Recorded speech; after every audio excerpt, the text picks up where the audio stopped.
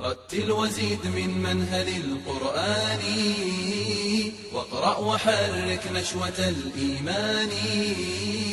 وعي القلوب بقول بارئها الذي يجلو القلوب برحمة الرحمن رتل وزيد من منهل القرآن واقرأ وحرك نشوة الإيمان وعي القلوب بقول بارئها الذي يجلو القلوب برحمة الرحمن واحفظ من القرآن في أجزائه وابرز وكن من حامل القرآن وعباد الرحمن الذين يمشون على الأرض هونا وإذا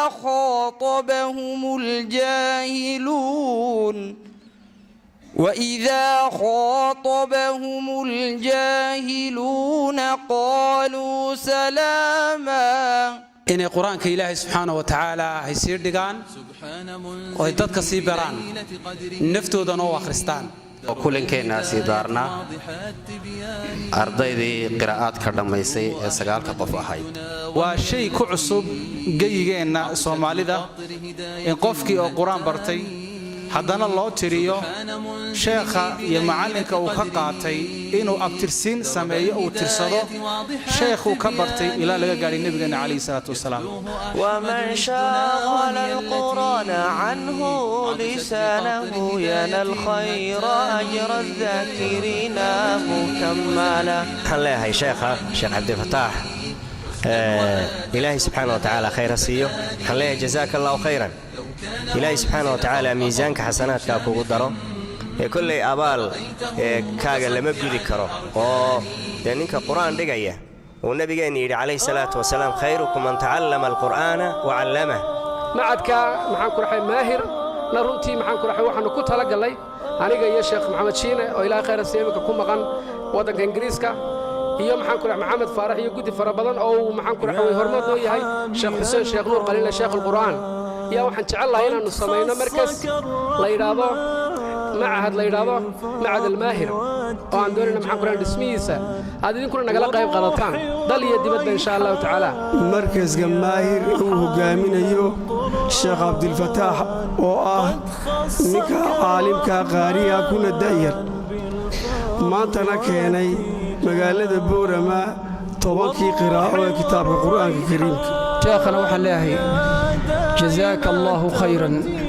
jaza Allahu bil khayrati 'anna a'immatan lana naqalu al-Qur'ana 'adban wa salsala waxay ahayd 2015 bishii 12aad 16keedii markaan imid Boorama maan faarax raaga soo kac وعيبها جري كميتاي marka waxa weeyaan waxaan leeyahay dhalinyarta inta nimika 60 iyo inta kale iyo kuwa kale iyo inta baratayba waxaan leeyahay macallimiintiina qiimeeyo qadariye intaad macallinkaaga qiimeysad qiimo leedahay adigu kolku macallinku maartay ustaadku markuu aw yaraaba wuxuu ahaa mutamayiz sida ragga yar yar ay u ahaayeen iminka u yihiin da'dooda uga yihiin kuwa mutamayiziin oo ka gaara da'dii ay faacala ahaayeen ayuu isaguna markuu yaraa aw maartay waxa weyn mutamayizka ah da'diisa markuu yaraa ay asad maxamed raage asad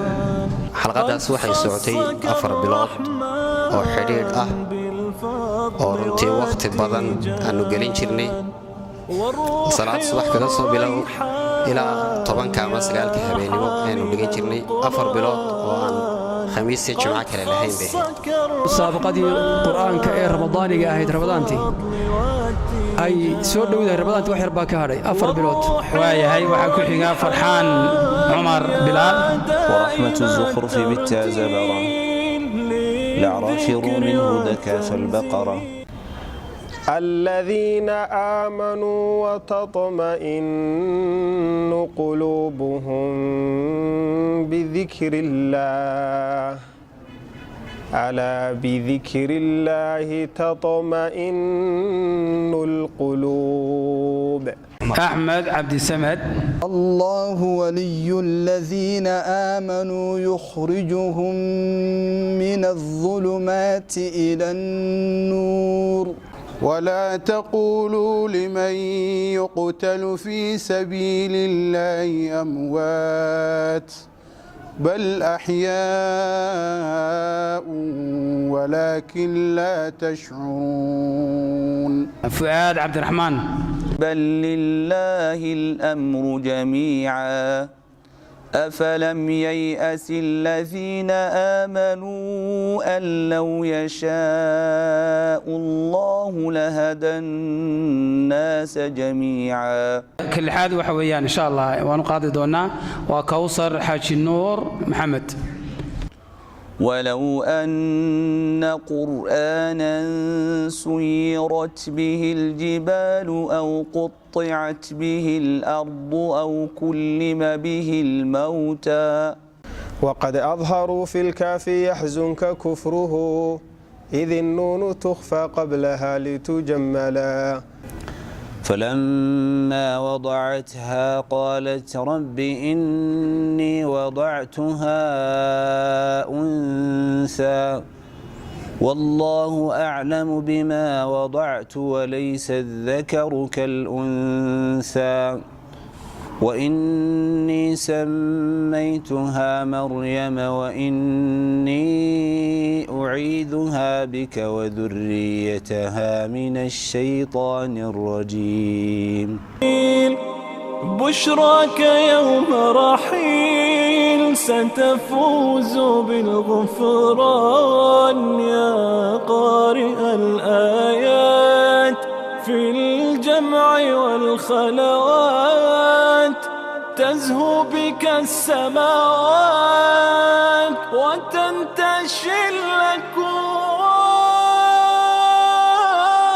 يا حامل القرآن.